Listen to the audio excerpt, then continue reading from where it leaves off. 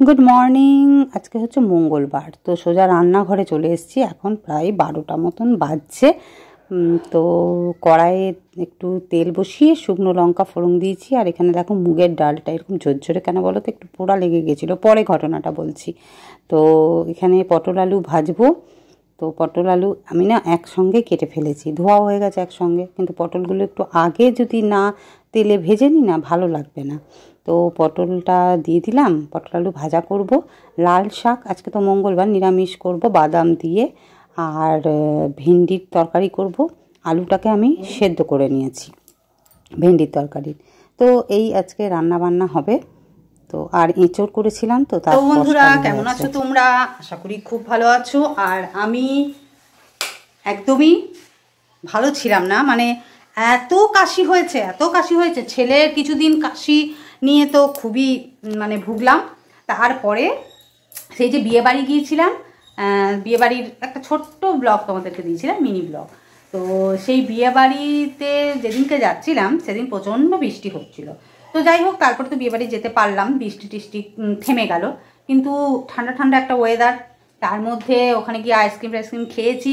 তো তারপর থেকেই আমার একটু মানে ঠান্ডা ঠান্ডা লাগতে লাগতে অবশেষে ওইটা কাশিতে রূপান্তরিত হয়ে গেল। আগে আমার সর্দি মারাত্মকভাবে ঝরতো, ঠান্ডা লাগলে সর্দি ঝরতো। তো এখন এইবারে দেখছি সেটা উল্টো হয়ে গেছে। তো মোটামুটি 7-10 দিন হলো মনে হয়, হ্যাঁ 7-10 দিন তো হলোই। তো এই কাশি নিয়ে এত ভুগছি, রাত্রেবেলায় উঠে উঠে বসে যাচ্ছি, ভালো করে ঘুম হচ্ছে না। তো আর তোমাদের সামনে আমি আর ব্লগ নিয়ে আসিনি। এখন একটু মনে হচ্ছে, দেখছো তো এই মানে কথার মাঝে মাঝে প্রচণ্ড কাশি উঠে যাচ্ছে। তো সেই কারণে আর ব্লগ করতে পারিনি কিছুদিন। তো আজকে ভাবলাম না, অনেকদিন তো ব্লগ দেখাইনি, আজকে একটা ছোট্ট মতো ব্লগ করি। তো আজকে তো মঙ্গলবার, আর রান্নাবান্না কি করব না করব সে তো দেখালাম। তো ভাজাটা বসিয়ে দিয়ে এলাম। আজকে সকালবেলায় আমি কলে জল প্রচুর মানে দিয়েছে আর কি, এখনও জল পড়ছিল। তো ভাবলাম ঠিক আছে, শাকটা কেন আর ওই কল খুলে ধুই, মানে ট্যাঙ্কির জলে ধুই, মেন কল থেকেই শাকটা তাহলে ধুয়ে আসি বলে বাইরে ধুতে গেলাম। দিয়ে ব্যাস ডালটা দেখিনি যে কতটা জল আছে না আছে, দেখেই তবেই আমি যাই অন্য কাজে। আজকে কি জানি একদমই ভুলে গেলাম, কতটা জল আছে না আছে দেখিনি, আর বাড়িয়ে দিয়েছিলাম। তো ডালটা একটু নিচে পোড়া লেগে গেছিলো। যাই হোক, ওপর থেকে আলগা করে নিয়ে নিলাম। এবার যেটা সাতলাবো ওটা সাতলে দেবো জিরে শুকনো লঙ্কা দিয়ে। তো আর পোড়ার গন্ধটা কিছু বোঝা যাবে না। তো অল্প করেই ডাল বসিয়েছিলাম। তো যাই হোক, আর ছেলে ওখানে কম্পিউটারে বসেছে। উনি এখন নেক্সট ক্লাসের জন্য প্রমোট হয়ে গেছেন, 9 হলো, ক্লাস 9। বিশাল চাপ, মানে মুখেই হচ্ছে আর কি, বিশাল চাপ, মারাত্মক চাপ, এই করতে হবে তাই করতে হবে। এখনও অবশ্য ক্লাস শুরু হয়নি স্কুলে, মানে স্কুল তো এখনও শুরু হয়নি, এখনও রেজাল্টও অবশ্য হয়নি, কিন্তু নেক্সট ক্লাসের পড়াশোনা শুরু হয়ে গেছে, 9-এর পড়াশোনা শুরু হয়ে গেছে, টিউশন স্টার্ট হয়ে গেছে, বইপত্র মোটামুটি কেনা হয়ে গেছে। এবার আর স্কুল থেকে বুক লিস্ট দেবে না, বই সব বাইরে থেকেই কিনতে হবে। তো মোটামুটি অনেক বই কেনা হয়ে গেছে। আর কি হলো, মায়ের কথা গেলা হচ্ছে, মা কি কথা বলছে সেটাও শোনা হচ্ছে, কানে হেডফোন গুঁজে কি করতে বসেছে। হেডফোন লাগানো হয়। তো ভাবলাম যে না, আজকে একটু তোমাদের সঙ্গে সামনে আসি, বক করি। মানে এমন অবস্থা, কদিন ধরে ভালো করে স্নান পর্যন্ত করতে পারছি না। স্নান তো করছি, বাথরুমে ঢুকলে তো আর স্নান না করে তো বেরোবো না, কিন্তু ওই আর কি মাথা টাথা ঠিক মতন ভেজাতে পারছি না। ওই যে হেয়ার প্যাকটা লাগিয়েছিলাম, সেটাও তো বলা হয়নি যে আমি হেয়ার প্যাক লাগিয়েছিলাম। আর প্যাকটা লাগানোর পরেই মানে গরম ওয়েদার পড়ে গেছিলো। ভাবলাম ঠিক আছে, বিয়ে বাড়ি আসছে, একটু হেয়ার প্যাকটা লাগাই। তো লাগালাম, ব্যাস যেই লাগালাম অমনি ওয়েদার ঠান্ডা করে দিল। ব্যাস আমার ঠান্ডা লেগে গেল। আর কি, ঠান্ডা লাগার একটা ছুতো চাই শুধু। আর এইবারে দেখছি ঠান্ডা লাগছে তো লাগছে, আমার জীবনে কাশি হয় না, তো এবার আবার দেখছি কাশি, মানে বাতাসে কাশি ভাসছে। ঠান্ডা লাগালেই তার কিন্তু কাশি হবে। খুব সাবধান, ঠান্ডা লাগানো থেকে খুব সাবধান। কি আর করা যাবে, আমাদের তো জলের কাজ না।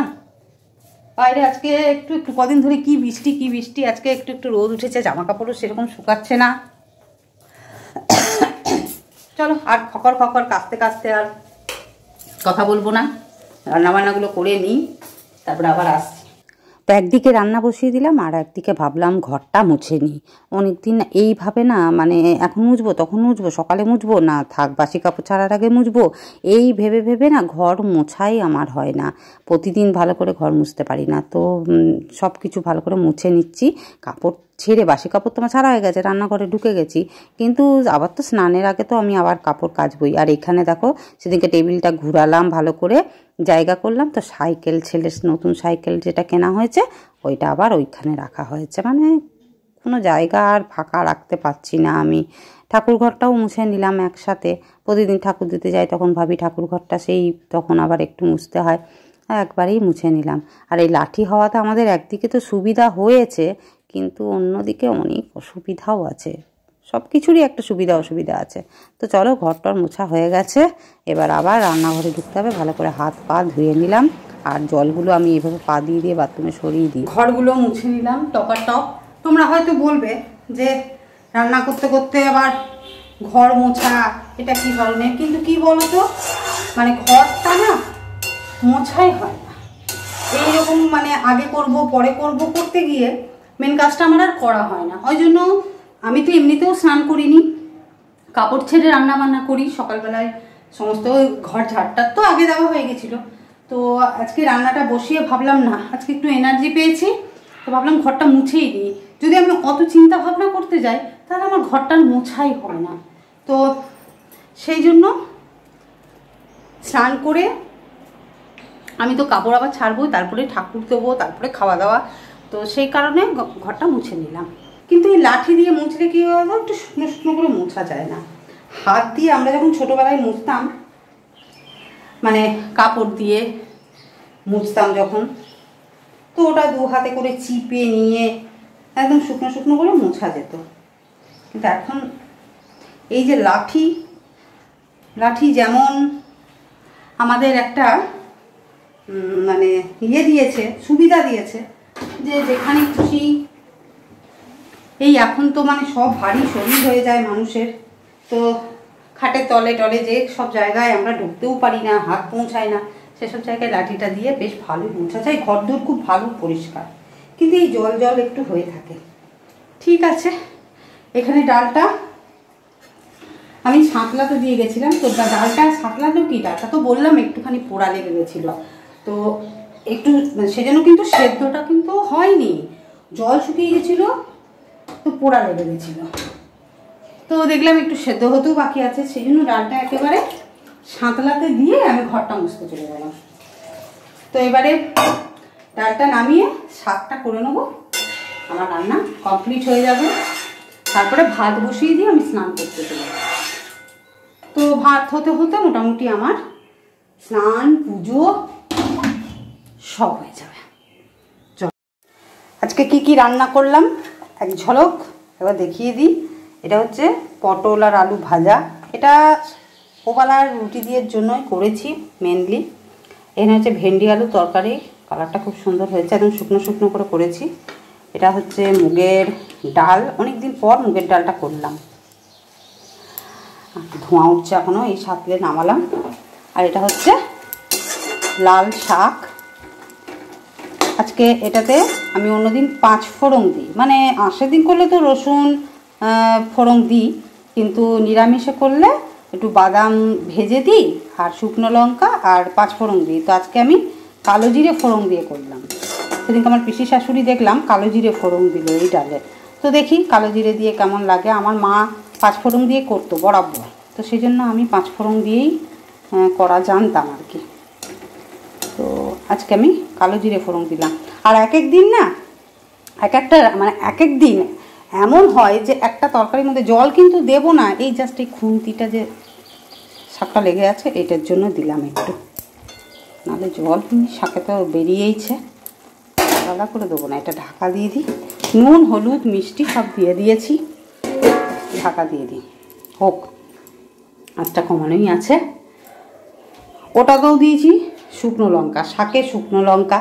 আচ্ছা, ভেন্ডির তরকারিতেও দিয়েছি শুকনো লঙ্কা, ডালে মুগের ডালে একটু শুকনো লঙ্কা দিলে ভালোই লাগে, ফোড়ন গন্ধ, জিরে শুকনো লঙ্কা, এতেও জিরে শুকনো লঙ্কা। আচ্ছা, আর এই যে এটাতে তো দেখালামই শুকনো লঙ্কা। আর এটা মুগের ডালটা বার করেছিলাম। মুগের ডাল আমি সাধারণত ফ্রিজের মধ্যে স্টোর করে রাখি, অনেক দিন থাকে, অনেক দিন। বাইরে রাখলেই না পোকা ধরে যায়, একটা ধুলো ধুলো থেকে যায়। কোনো দিন যখন ভাবি যে এর মধ্যে একটু পাঁচফোড়ন দিয়ে রান্না করি, তো দেখছি সেদিনকে সব তরকারিতে পাঁচফোড়নই দিয়ে রান্না হচ্ছে। সমস্ত যা যা রান্না করছি সব পাঁচফোড়নেরই দরকার পড়ছে। কোনোদিন হয়তো ভাবলাম আজকে কালো জিরে ফোড়ন দিয়ে এটা করি, তো সেদিন যা যা রান্না করছি দেখছি সবেতে কালো জিরে ফোড়নই দিতে হবে। এরকম তোমাদের কার কার সঙ্গে হয় একটু কমেন্ট করে জানাবে তো, তাহলে আমিও বুঝতে পারবো যে এইরকম শুধু আমার সাথে হয় না, অনেকের সাথেই হয়। কমেন্ট করো কিন্তু।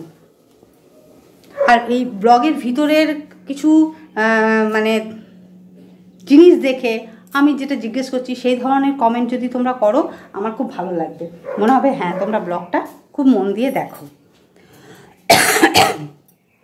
কাশি দেখেছো? কথা বলবো কি, দুটো কথা বলছি আর চারটে কাশছি।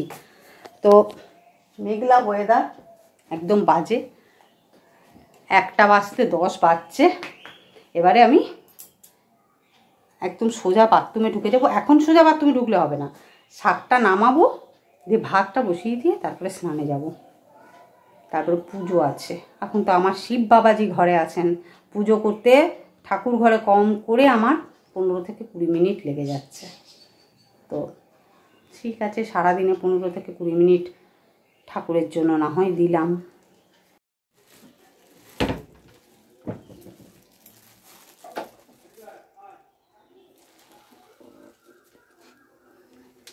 স্নান হয়ে গেছে, স্নান টান করে আমি ঠাকুর ঘরে চলে এলাম। এখন বাজছে কিন্তু অনেকটা, 1:30 বেজে গেছে।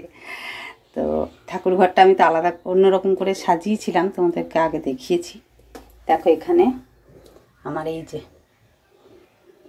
ভোলেনাথ, পিছনে এই যে ফটোটা তার সামনে রেখেছি, এদিকে রেখেছি মা বৈষ্ণব দেবী, আর এদিকে আছে গণপতি বাপ্পা। ছেলে বউ নিয়ে সংসারে একদম 3 জনাকে পাশাপাশি রেখে দিয়েছি।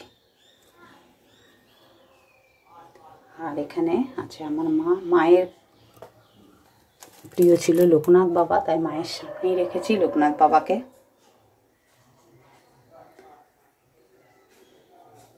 আর এখানে আমার সন্তোষী মাকে উপরে তুলে দিয়েছি। যখন আবার পুজো করব তখন আলাদা করে আসন পেতে নেব। আর এটা আমার বাড়ির সরস্বতী ঠাকুর, যেটা পুজো করেছিলাম।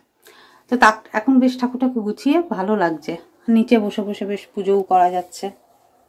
আসনটা পেরে নেব। সব দিন না গাছের মধ্যে ভালো ফুল ফুটছে না, তো ওপরে দাদা বাইরে থেকেও ফুল তুলে তুলে জোগাড় করে আবার জন্য নিয়ে আসে। যার থেকে আমি শিব প্রতিষ্ঠা করেছি, এই যে আকন্দ ফুল, এগুলো সব নিয়ে আসে। তো কালকে সেরকম ফুল ফোটেনি, তাই সঞ্জয়কে বললাম তুমিও একটু ফুল কিনে নিয়ে আসো। কদিন খুব ভালো ফুল ফুটছিল, ঠাকুরের সিংহাসনটা একদম আমার জবা ফুলের লাল হয়ে সাজিয়ে দিতাম, খুব ভালো লাগতো। তো যেহেতু আবার সেরকম ফুটছে না, তো সঞ্জয়ও এই গাঁদা ফুলটা নিয়ে এসছে, মানে একটা মালা নিয়ে আসে। 4-5 দিন হয়ে যায় আমার। আবার এই ফুলগুলোও আছে, অনেকটাই ফুল আজকে পাবে ঠাকুর। চলো, তো দেখো আমার পুজো হয়ে গেছে। পুজো দেখো এইভাবে আমি সাজিয়ে দিয়েছি ফুল দিয়ে, ভোলেনাথকে এইভাবে। তো চলো, পুজো হয়ে গেছে, এবারে একটু প্রসাদ খাবো মুখে, প্রসাদ খেয়ে জল খাবো। রান্নাও হয়ে গেছে, এবার ভাত খেতে বসে যাবো। এখন বাজছে 1:55, নে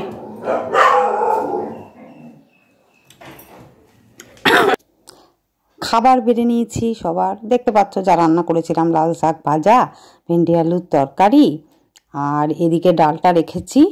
আর ওই পটল আলু ভাজা করেছি, ওটা তো এবেলায় দিইনি কাউকে। আর একটা জিনিস ভুলে গেছিলাম, আমের চাটনি। সঞ্জয় আম নিয়ে চলে এসছে, তো আমের চাটনিটা বেশ 2-3 দিনের জন্যই করে রেখেছিলাম। আর ছেলে বললাম না দুপুরবেলায় পড়া আছে, খাওয়া দাওয়া করে পড়তে যাচ্ছে আমাদের এখান থেকেই কাছেই। তো সঞ্জয় একটু পৌঁছে দিয়ে চলে আসবে। কুকুরগুলো থাকে তো একটু ভয় পায়, দৌড়ে দেয়, ওই জন্য ওকে পৌঁছে দিতে হচ্ছে। খাওয়া দাওয়া করে একটু শুয়েছিলাম, তবে ঘুমোইনি, এরপর ঘুমোবো। ভাত ঘুম না হলে ঠিক বসে না, ঘুম হয় না, মানে একটু শুয়ে থাকা। সঞ্জয় গেল ছেলেকে টিউশনে দিতে, এই আমাদের সামনেই আর কি, পাড়াতেই, এই দুটো বাড়ি পরেই, আর্টসটা পরে ওখানে। ওয়েদারটা এত বিচ্ছিরি, এত জঘন্য না, মানে কি বলবো, ওয়েদারটা দেখলেই মানে রাস্তায় বেরোতেই আমার বর্ষাকালে এমনিতেই বিরক্ত লাগে। আর এখন ওয়েদারটা করে রেখেছে, এখন হচ্ছে কি কালবৈশাখী হবে, একদম ঝমঝম করে বজ্র বিদ্যুৎ সহ বৃষ্টি হবে, ঝড় হবে, গাছপালা একেবারে পরিষ্কার হয়ে চকচক করবে। এইরকম ওয়েদারে এখন আমরা মানে আশা করি, কিন্তু তা না, কবে থেকে মেঘলা মেঘলা। সকালবেলায় যখন ঘুম থেকে উঠলাম তখন আকাশটা দেখে মনে হলো যে বাহ, আজকে বেশ মনে হচ্ছে রোদ উঠবে, একদম ঝলমল করছে। যেই বেলা হলো যাকে তাই। চলো এখন একটু শুই। আজকে ছেলের দুটো টিউশন আছে, এটাও পড়তে গেল আর্টসটা, আর বাড়িতে আসবে ম্যাথের স্যার, আজকের থেকে স্টার্ট হচ্ছে। ও পড়ে 4:45 বাড়ি আসবে, আবার 5টা থেকে বাড়িতে স্যার আসবে। তো আজকে একটু চাপ আছে, তো চলো আবার বিকেলবেলায় আসছি। গুড ইভিনিং, এখন হচ্ছে 6টা বাজছে, 6:15, এখন 6:15 বাজছে। আর একটু চা নিয়ে বসলাম, দুধ দিয়ে চা বানিয়েছি। তো আজকে থেকে বললাম না ছেলের ঘরেও টিউশন স্যার আসবে, তো স্যার এসেছে, স্যারকে চা বানিয়ে দিলাম। আমার সপ্তাহে 2 দিন এবার থেকে দুধের চা খাওয়া হয়ে যাবে বিকেলবেলায়, না তো আমি তো সাধারণত একদম লিকার চাই খাই, সকালেও খাই, তাই বিকেল ইচ্ছা হলো বিকেলেও খাই। খুব গরম পড়ে গেলে তো আর চাটা আমি খাই না। তো সোমবার দিন ছেলের ড্রয়িং স্যার আসে, তো ড্রয়িং স্যার দুধের চা খায়, আর স্যারের জন্য চা বানাতে গিয়ে নিজের জন্য একটু বেঁচে যায়, তখন একটু খেয়ে নিই। আর আবার এই স্যার হলো, পরপর 2 দিন দুধের চা পড়ে যাচ্ছে, তো সেরকম সব দিন প্রয়োজন না হলে খাবো না, বেশি গরম পড়ে গেলেও খাবো না। তো যাই হোক, 6:15 বাজছে। এরপর সন্ধ্যা টন্ধা ছেলেই দেয় অবশ্য, সন্ধ্যাবেলায় ঠাকুরকে একটু ধূপ টুপগুলো ছেলে দিয়ে দেয়, তো স্যার গেলে তারপরে ওগুলো করবে কাজগুলো। এরপরে দুধ গরম করে রাখলাম, খাবে, দুধ খাবে, খেয়ে একটু টিভি দেখবে, খেতে খেতে যতক্ষণ একটু কার্টুন ফার্টুন দেখা যায় দেখবে, আবার পড়তে বসবে। তো এই হচ্ছে ব্যাপার আজকে। আর রাত্রেবেলায় তো আমার তরকারি কড়াই আছে, ওই পটল আলু ভাজা। আজকে দুপুরবেলায় তোমাদেরকে ওই খাবারটা দেখাচ্ছিলাম, তো সঞ্জয় বলছে তুমি এই খাবার আবার ভিডিওতে দেখাচ্ছ? তো সব দিন কে ভালো মন্দ খায়, সব দিন কে মাছ মাংস পোলাও কোপ্তা কালিয়া কি সবার বাড়িতে হয় সব দিন? তোমরাই বলো, নর্মাল রান্নাটাও তো দেখাতে হবে। তো যাই হোক, পটল আলু ভাজা, একটু ভেন্ডির তরকারিও আছে, রুটি দিয়ে রাতে শুধু রুটিটা করব, হয়ে যাবে। তো চলো আজকের ব্লগটা আর বড় করছি না, বক বক করে ব্লগ বড় করার কোনো দরকার নেই। কাশিটা মানে গলাটা না পুরো খিটখিট খিটখিট, সেই অ্যাডভার্টাইজে দেখায় না, এদিকে খুচুর করে যাচ্ছে, এদিকে খুচুর করে যাচ্ছে, সেই কাটার মতো। সে আমার যতবার গলা কুচকুচ করছে আর আমার ওই মনে পড়ে যাচ্ছে, মনে হচ্ছে এমন একটা কিছু হাতটা ঢুকায় আর ওটাকে বার করে নিই। বেশি জোরে কথা বলতে পারছি না, পাশের ঘরে স্যার আছে তো, আবার যদি শুনতে পাই বলবে কী রে বাবা একা একা বক বক করছে বউটা। তো চলো, হচ্ছে গরম চাটা খুবই ভালো লাগছে গলাতে, আর আশা করি আজকের ব্লগটাও তোমাদের ভালো লাগবে। নর্মাল, একদম নর্মালি ব্লগ করলাম একটা, তো যাই হোক তোমাদের সেটাও নিশ্চয়ই ভালো লাগবে। আর আবার আসবো নতুন ব্লগ নিয়ে খুব তাড়াতাড়ি। ততক্ষণ অবধি সবাই ভালো থাকো, সুস্থ থাকো, আর আনন্দে থাকো। আমিও তো আনন্দে থাকার চেষ্টা করি, যখন শরীর একদমই সাথ দেয় না তখন আর আনন্দ করতে আসবে। তাছাড়া আমি আনন্দ থাকারই চেষ্টা করি, খুব একটা মানে চাপ আমি নিই না, চাপ নিতে আমার ভালো লাগে না, আমি চাপ নিতে পারি না। তো চলো টাটা।